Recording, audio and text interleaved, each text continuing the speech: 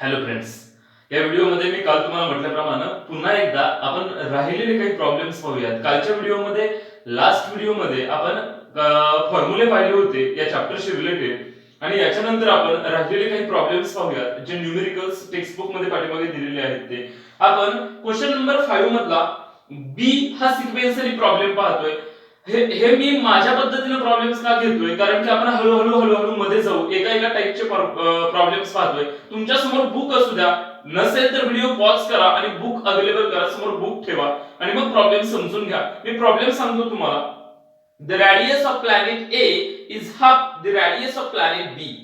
If the mass of A is ma, what must be the mass of B so that the value of Z on B is half that of the value on A. असा problem आहे. मी तुम्हाला problem अगदी सहज सहज समजून सांगेल.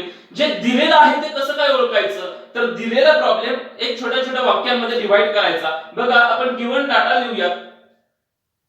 बी problem आहे, त्याचा गिवन डाटा लिहूयात आपण.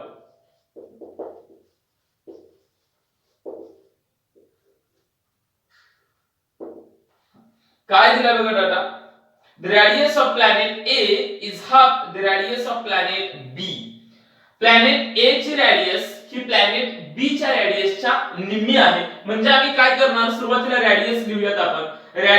इकडे लिहितो डाटा मी. Radius of planet A is half the radius of planet B. अगदी सहज आहे बघा. ए ची रेडियस ही बी च्या रेडियसच्या निम्मी आहे असं ते म्हणतंय. If the mass of A is ma, what must be the mass of B?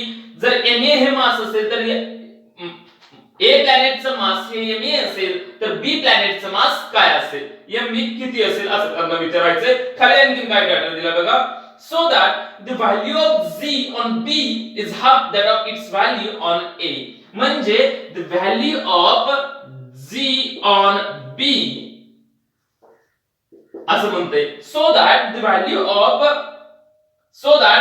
of Z on B is half of its value on A is half of its value on A. म्हणजे A च्या ती निम्मी असेल अशी condition. कळतंय का? सोपं आहे बघा, अगदी सहज आहे. मग याच्यावरून हे फक्त रेशो आहेत आणि हे रेशो आमच्या लक्षात आले पाहिजे.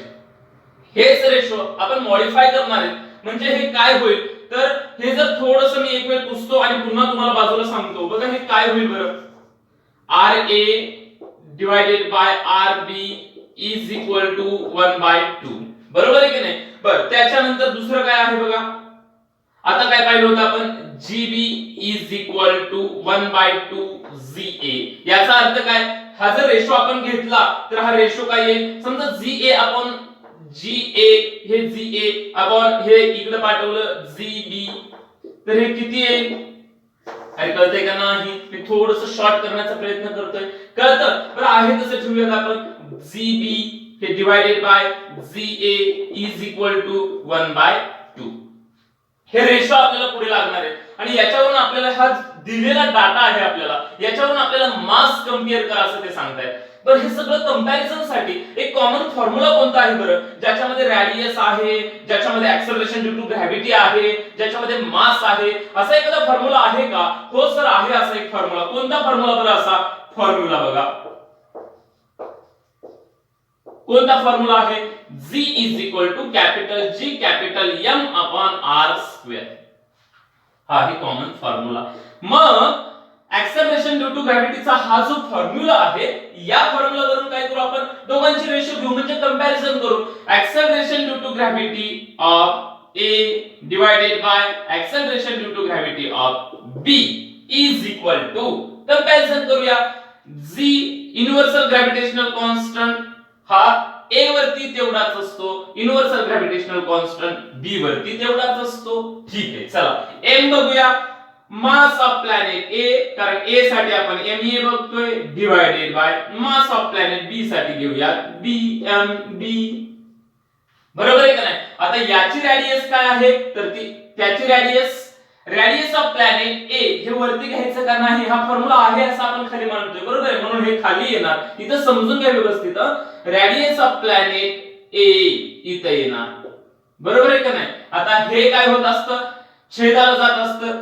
लक्ष द्या, हे हा formula gma divided by ra square हा एवढा फॉर्म्युला कशाचा झाला acceleration due to gravity a चा झाला बरोबर आहे a प्लॅनेट वरती acceleration due to gravity on b planet याचा फॉर्म्युला कसा होईल gmb divided by rb square असा होईल बरोबर आहे पण बाळांनो एक गोष्ट लक्षात ठेवायची छेदाचा छेद हा जो छेद आहे याचा छेद हा कुठे जात असतो तर छेदाचा छेद हा अंश स्थानी जात असतो आणि म्हणून आपण हे असं लिहिणार एवढंच समजून घ्यायचं लक्षात येतंय का हे g आणि g कॅन्सल होणार बरोबर आहे आणि जे काही राहिले आपण त्याचे रेशो घेऊया बरोबर आहे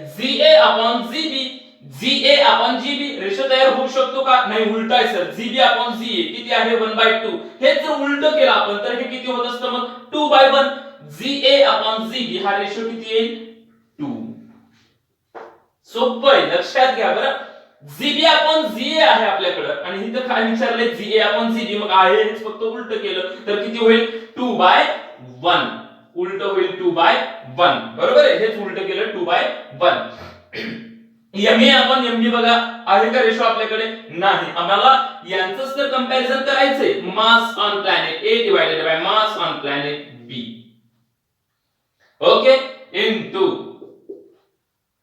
आता बघा radius on planet B divided by radius on planet A आता यांचे स्क्वेअर आपल्याकडे आहे का बरं असा ratio radius of planet A आहे divided by radius of planet B आहे पण तिकडे आपण radius of planet B divided by radius of planet A असं लागतंय म्हणजे याच्या ते पण काय करायचं उलट करायचं म्हणजे काय करायचं यांचा पण स्क्वेअर आहे बरं 2/1 आता हे जे यांचा स्क्वेअर आहे ना एक कॉमन गोष्ट आहे तर त्यांना कॉमन स्क्वेअर घ्यायचा दोघांचा दोन्ही रेडियसचा स्क्वेअर आहे म्हणून दोघांचा कॉमन स्क्वेअर घ्यायचा हे उलटच केलं आपण ते लक्षात येतंय की नाही हे समजून घ्यायचं प्रत्येक गोष्ट बोर्डवर लिहिणं शक्य नसतं मी सांगतोय त्यावेळी ते समजून घ्या आता हे 2 ला 2 तसंच डिवाइडेड बाय 1 चा काय फरक पडत नाही मास of planet A divided by mass of planet B into 2 चा स्क्वेअर असतो 4 डिवाइडेड बाय 1 चा स्क्वेअर असतो 1 ज्याचा की काहीच फरक पडणार नाही बरोबर आहे का नाही आम्हाला विचारलंय काय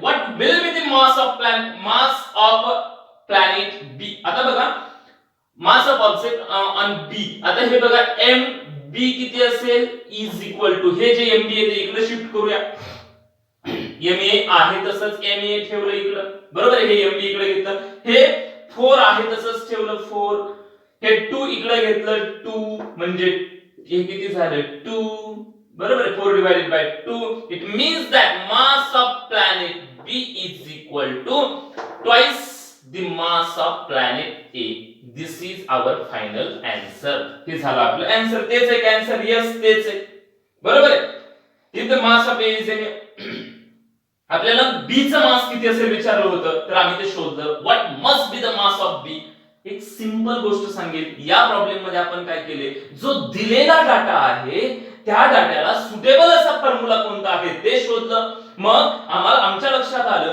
की दोन प्लॅनेट्सच्या मधलं कंपॅरिझन केलंय म्हणून आम्ही हा रेशो मांडलाय एवढं सोपं काहीच अवघड नाही लक्षात येते कंपॅरिझन दिलं की रेशोनं सॉल्व्ह करणार लक्षात येतं कायमस्वरूपी लक्षात ठेवायचं आपण एक नेक्स्ट प्रॉब्लेम पाहूया प्रॉब्लेम क्वेश्चन नंबर 5 मधला ए प्रॉब्लेम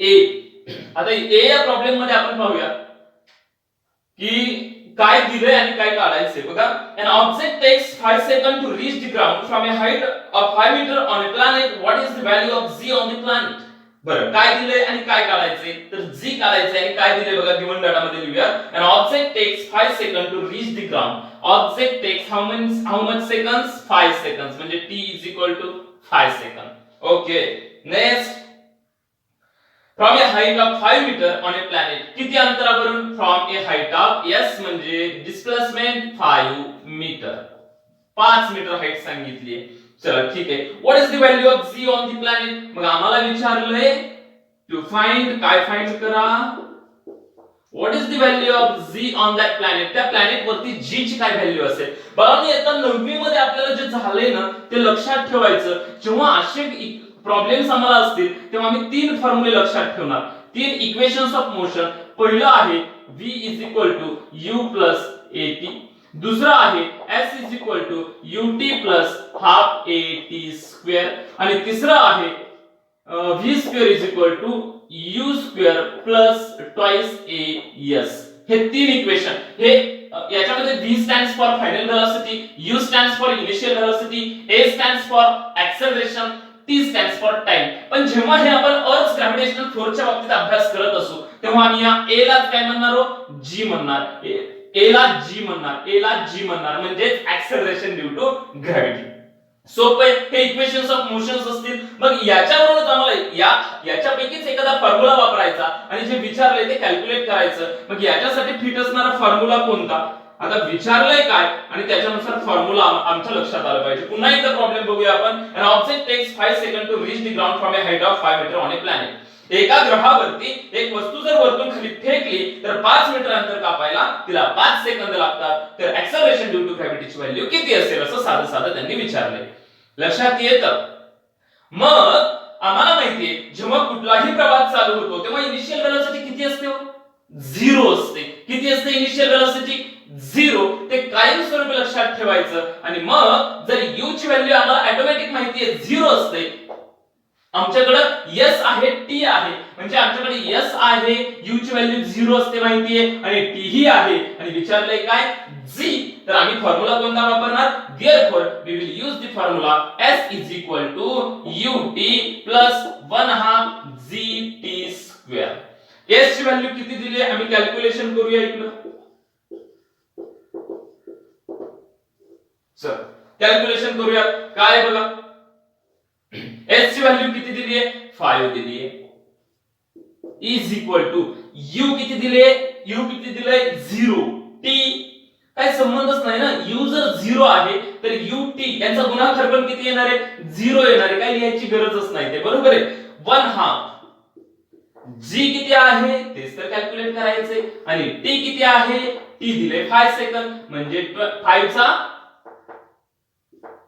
स्क्वेअर असं बरोबर आहे हे 5 ला 5 तसंच सोपं आहे बाळांनो e इज इक्वल टू हे किती आहे 1 हाफ g into 5 चा स्क्वेअर 25 बरोबर आहे का नाही असं येते बरं आपल्याला कॅल्क्युलेट काय करायचंय जे कॅल्क्युलेट करायचंय म्हणून जी एका बाजूला घेऊ आणि बाकीचं सगळं एका बाजूला घेऊया 5 ला 5 तसंच इनटू हे 2 ला 2 तसंच डिवाइडेड बाय 25 ला 25 असं इज इक्वल टू हे राहिलेलं z हे काय होईल 5 1 5 5 5 25 बरोबर आहे लक्षात येतं राहिलं किती 2 5 1 जा 5 2 ला काय करणार आपण 0 घेणार पॉइंट 2 वरती 0 घेणार 20 झालं आणि 5 20 म्हणजे 0.4 g ची व्हॅल्यू काय आली देअरफॉर g ची व्हॅल्यू काय आली 0.4 इज इक्वल टू g असं हे झालं g is equal to 0.4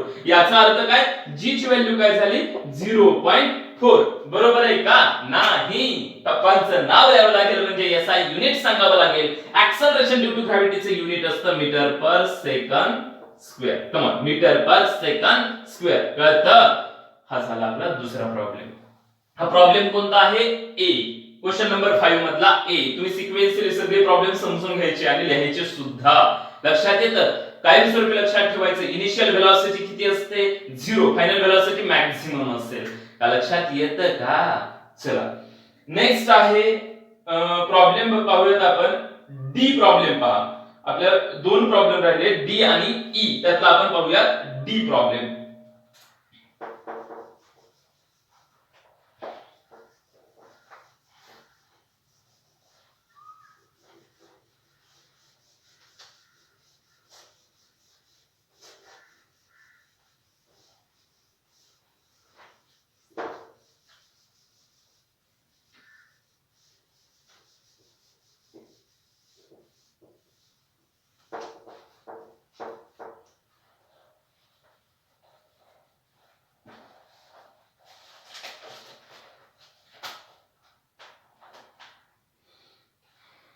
D problem पहा काय सांगितलं बघा डी प्रॉब्लेम मध्ये an object thrown vertically upward एक ऑब्जेक्ट काय केले वरती फेकले an object thrown vertically upward reaches a height of 500 metre किती उंचीवरती जाते एक ऑब्जेक्ट आहे an object आता नीट लक्ष द्या इथून ही ऑब्जेक्ट थ्रोन वर्टिकली अपवर्ड वरती फेकली reaches a height of 500 metre हे 500 मीटर हाईट रीच करतं वरती 500 मीटर गेलं बर चला पुढे काय व्हाट वाज इट्स इनिशियल वेलोसिटी मग सुरुवातीचा वेग किती असेल सांगा खालून ऑब्जेक्ट वरती फेकत असताना सुरुवातीला वेग द्यावा लागेल बरं का शेवटचा फायनल वेलोसिटी 0 होईल वरतून फेकत असताना इनिशियल वेलोसिटी 0 असते लक्षात ठेवायचं कळतं हां An object thrown vertically upward reaches a height of 500 meter.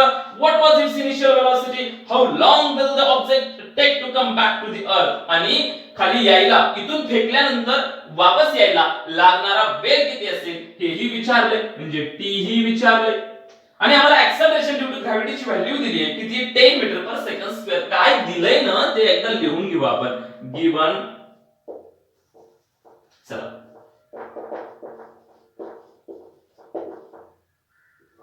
Given data काय दिलंय एस सांगितलंय किती असतं 500 मीटर हाईट म्हणजे एस डिस्प्लेसमेंट सांगितलं बर त्याच्यानंतर जी ची व्हॅल्यू सांगितली किती असते 10 मीटर पर सेकंड स्क्वेअर सांगितली एवढंच सांगितलंय आणि याच्यावरून आम्हाला काय विचारलंय माहितीये याच्यावरून विचारलंय आम्हाला टू फाइंड याच्यावरून विचारलंय u किती आहे आणि t किती आहे आणि टी किती पण हे टी वरतून खाली येण्यासाठी लागणारा पूर्ण वेळ विचारलाय बरं त्यांनी फक्त खालून वरती जाण्यासाठी नाही तर इथून इथं जाण्यासाठी आणि तिथून वापस येण्यासाठी how much time will take to come back असं म्हणतंय ते वापस येण्यासाठी किती वेळ लागेल प्रॉब्लेम लक्षात आला सगळ्यांच्या आता बघा आपण या प्रॉब्लेम वरून एक गोष्ट क्लिअर करेल मी तुम्हाला जेव्हा ऑब्जेक्ट वरतून खाली टाकली जाते तेव्हा इनिशियल वेलोसिटी u 0 असते फायनल वेलोसिटी v मॅक्सिमम असते लक्षात ठेवायचं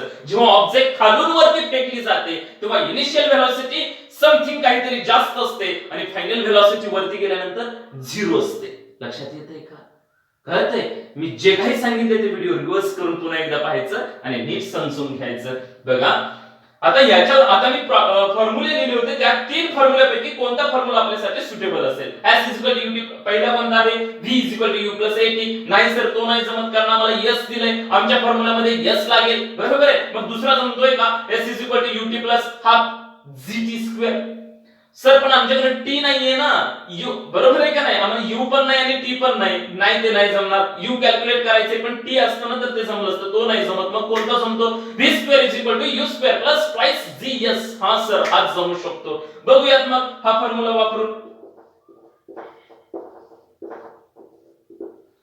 v2 u2 2gs ओके आता या ठिकाणी काय असतं v ची व्हॅल्यू मॅक्सिमम वेलोसिटी जेव्हा रीच करतं तेव्हा v ची व्हॅल्यू किती असते वरती फेकलेल्या ऑब्जेक्ट साठी 0 असते 0 u तर कॅल्क्युलेट करायचे इनिशियल वेलोसिटी प्लस 2 g ची व्हॅल्यू आहे 10 s ची व्हॅल्यू आहे 500 बरोबर आहे बर मग हे किती येतं बरं u ला u तसंच प्लस आणखी एक गोष्ट लक्षात घ्या आता इथं मी g ची व्हॅल्यू किती लिहिलीये 10 लिहिलीये ऍक्सेलरेशन ड्यू टू ग्रॅव्हिटीची व्हॅल्यू 10 कन्सिडर करा आणखी इनवर्ती समासात कायमस्वरूपी लक्षात ठेवायचं ऑब्जेक्ट जेव्हा वरती फेकली जाते तेव्हा g ची व्हॅल्यू निगेटिव्ह असते लक्षात ठेवायचं ऑब्जेक्ट जेव्हा खाली फेकली जाते तेव्हा g ची व्हॅल्यू पॉझिटिव्ह असते हे 11वी 12वी चे कॉन्सेप्ट्स आहेत पण हिंट म्हणून आता हे लक्षात ठेवायचं ऑब्जेक्ट जेव्हा वरती जात असते g ची व्हॅल्यू निगेटिव्ह घ्यायची ऑब्जेक्ट जेव्हा खाली येत असते तेव्हा towards the centre of earth येत असते म्हणजे फोर्सच्या डायरेक्शनला ऍक्सेलरेशन होत असतं त्यामुळे g ची व्हॅल्यू ती पॉझिटिव्ह असते कळतंय का नंतर शिकणार आहात तुम्ही मग आता ऑब्जेक्ट वरती फेकतोय आणि g ची व्हॅल्यू मी पॉझिटिव्ह घेऊ की निगेटिव्ह घेऊ बाळांनो निगेटिव्ह घ्या सर मग आपण ती निगेटिव्ह घेऊया 2 10 असं आहे ते बरोबर आहे का नाही आणि हे जर कॅल्क्युलेशन केलं तर किती येईल बरं 2 10 20 500 बर u2 ला u2 तसंच -20 500 1 2 3 3 0 1 2 3 5 दुने 10 चला 10,000 बरोबर आहे का नाही. बरं थोडंसं आणखीन इकडे जाऊया आपण. हे यू स्क्वेअर ला यू स्क्वेअर तसंच ठेवलं, यू स्क्वेअर ला यू स्क्वेअर तसंच ठेवलं. हे 10,000 या बाजूला शिफ्ट केलं. 10,000 निगेटिव्ह होतं पॉझिटिव्ह झालं. बर 10,000 आता ह्या दोघांचं स्क्वेअर रूट घ्यायचं. u चं स्क्वेअर रूट आहे u, 10,000 चं स्क्वेअर रूट आहे 100. म्हणून u इज इक्वल टू 100. याचा अर्थ इनिशियल वेलोसिटी किती आहे 100. पण 100 काय metre per second. 100 metre per second ही झाली आमची इनिशियल वेलोसिटीची व्हॅल्यू. ही काय निघली इनिशियल वेलोसिटी. लक्षात येतं. आणि प्रॉब्लेम आपला संपलाय का नाही संपला. आणखीन काय विचारलं त्यांनी how long will the object take to come back to the earth. इथून जर ऑब्जेक्ट वरती फेकली तर तिथून वापस यायला किती वेळ लागेल किती काळ लागेल हे विचारले. मग आता हे कसं सांगता येईल बरं चला पाहू आपण. आता इथं काय झालंय थोडीशी जागा कमी पडते त्यामुळं मी फॉर्म्युल्याच्या वरचं नाही एवढं पुसतो. हे लक्षात ठेव.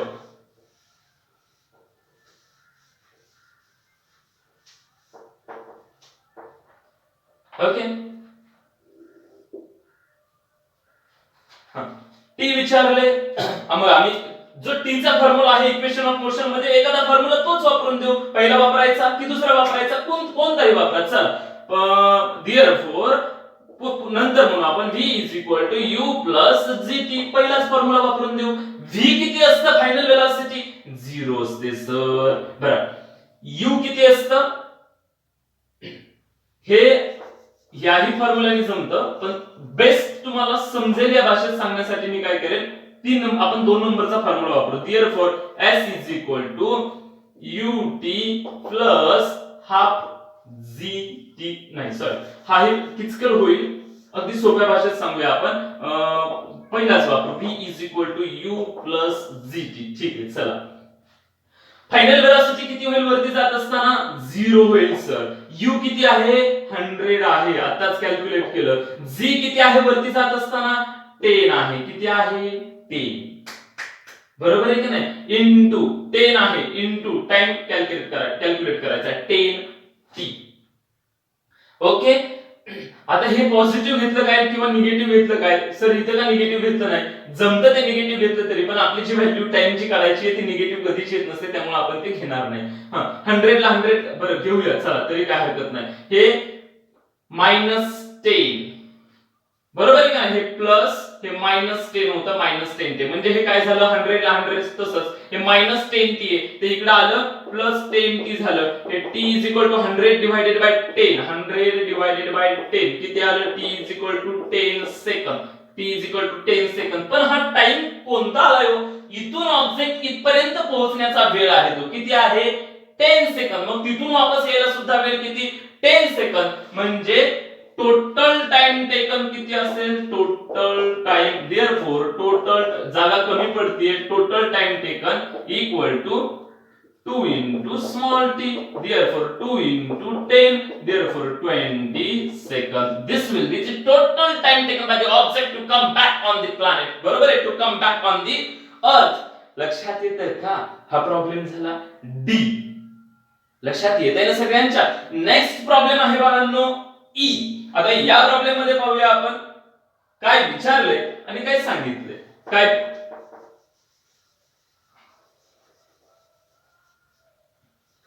प्रॉब्लेम्स स्वतः प्रॅक्टिस करायची.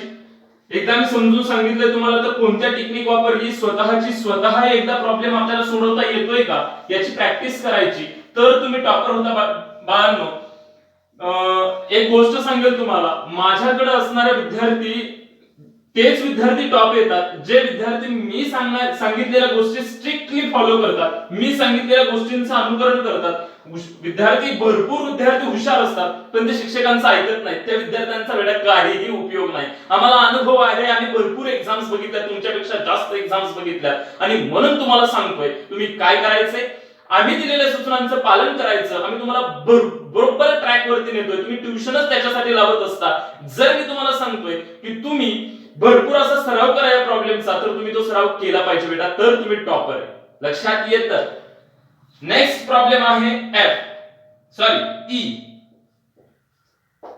बघा ई मध्ये काय सांगितले a ball falls off a table एका टेबल वरून बॉल फॉल ऑफ होतो म्हणजे खाली पडतो and reaches the ground in 1 second आणि किती वेळात ग्राउंड वरती पडतो गिवन डाटा लगेचच लिहून टाकू आपण given data t is equal to 1 second खरं तर मी इकडे लिहित असतो सगळा डाटा पण आपल्याकडे बोर्ड थोडीशी जागा कमी पडतीये Assuming z is equal to 10 meter per second square तुम्ही assume करा z is equal to 10 meter per second square आहे असं ते म्हणते बघ ठीक आहे calculated speed on reaching the ground म्हणजे वरतून जेव्हा बॉल खाली पडतोय ना ग्राउंड वर पडल्यानंतर त्याची स्पीड कॅल्क्युलेट करा म्हणते मला सांगा जेव्हा वरतून खाली पडत असताना वरची वेलोसिटी सुरुवातीची काय असते इनिशियल वेलोसिटी ती किती असते 0 जेव्हा ऑब्जेक्ट खाली जाईल तेव्हा ती फायनल वेलोसिटी असेल आणि फायनल वेलोसिटी किती असते फायनल वेलोसिटी किती आहे तेच कॅल्क्युलेट करायचे म्हणजे काय कॅल्क्युलेट करायचे ती लिहूया टू फाइंड काय कॅल्क्युलेट करायचे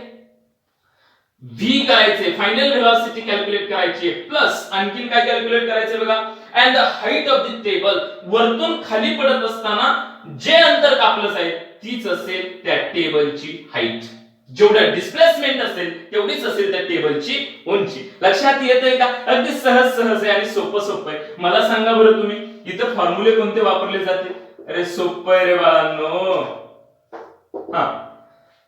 आमच्याकडे सर जी आहे टी आहे प्लस एक गुपित आहे कोणतं यू जे सांगितलं नाही पण आमच्याकडे असतं ते असतं यू इनिशियल वेलोसिटी 0 आहे वरतून खाली ऑब्जेक्ट येत असताना बरोबर आहे का नाही म्हणजे यू आहे जी आहे टी आहे विचारले v म्हणजे v चा फॉर्म्युला कोणता असेल v is equal to u plus gt सोपं आहे चला v is equal to u plus gt हा फॉर्म्युला वापरणार सर मग s साठी कोणता वापरायचा s साठी आपण दुसरा फॉर्म्युला वापरायचा v square is equal to u square plus twice gs हा सोपा फॉर्म्युला वापरू अगोदर v कॅल्क्युलेट करू मग त्याच्यावरून ते कॅल्क्युलेट करू चला आपण पहिल्या फॉर्म्युलानुसार जाऊ पहिल्या फॉर्म्युलानुसार v is equal to u plus gt v तर कॅल्क्युलेट करायचं u 0 आहे g ची व्हॅल्यू वरतून खाली येत असताना g ची व्हॅल्यू पॉझिटिव्ह असते 10 दिली आहे आणि टाइम किती सांगितलं 1 सेकंद म्हणजे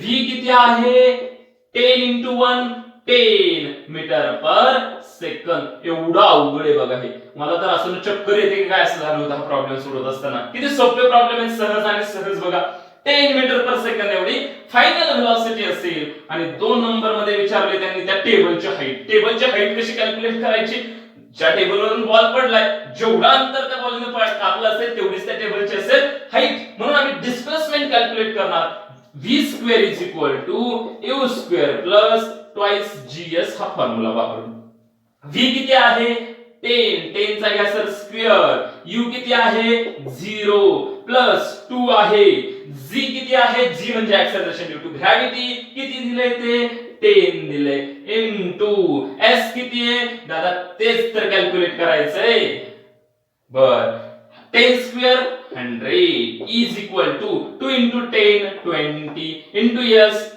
s ओके s ला s तसंच ठेवूया 20 इकडे शिफ्ट करूया 100 डिवाइडेड बाय 20 0 0 अंड्यावर अंड पडलं फुटलं गेलं कळतं 2 into 5 10 कळतं का म्हणजे s ची व्हॅल्यू किती आली या 5 आली किती आली 5 हे लक्षात घ्या s ची व्हॅल्यू आली 5 मीटर s ची व्हॅल्यू आली 5 मीटर आम्हाला s कॅल्क्युलेट करायचं होतं का डिस्प्लेसमेंट कॅल्क्युलेट करायचं होतं का नाही आम्हाला काय कॅल्क्युलेट करायची होती हाईट ऑफ टेबल म्हणून खाली एक सेंटेन्स लिहायचं देअरफॉर लिहायचं तुम्ही आता मी नाही लिहित तिथं therefore the height of table is 5 metre लक्षात येते हे आपण वेगवेगळ्या प्रकारचे प्रॉब्लेम्स पाहिले अशाच प्रकारचे प्रॉब्लेम्स आणखीन तुम्हाला जर टार्गेट मध्ये भेटले नवनीत मध्ये भेटले तर तेही प्रॉब्लेम्स तुम्ही सोडवून काढायचे आणि जर काय अडचणी आल्याच तर मला आपल्या व्हॉट्सअप ग्रुप वरती विचारायचे लक्षात येते काय अडचण आहे ज्या अडचणी आहेत त्या सगळ्या अडचणी विचारून घ्या आपण पुढच्या लेक्चर मध्ये या चॅप्टरची समरी पाहूयात आणि त्याच्यानंतर चॅप्टर संपला असं डिक्लेअर करूयात थँक्यू